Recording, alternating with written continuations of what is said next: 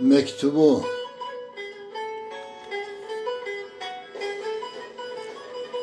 Mektubu alır almaz kayboluverdi yanımdan.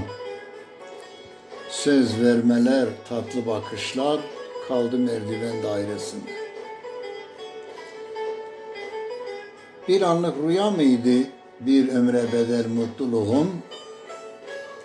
Bir ömür bu kadar kısa mıydı sevdamın bakışlarında?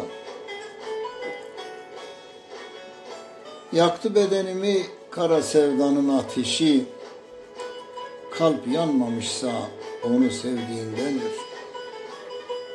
Çürüdü bedenim, mecal kalmadı, gözler ölmemişse eğer onu gördüğündendir.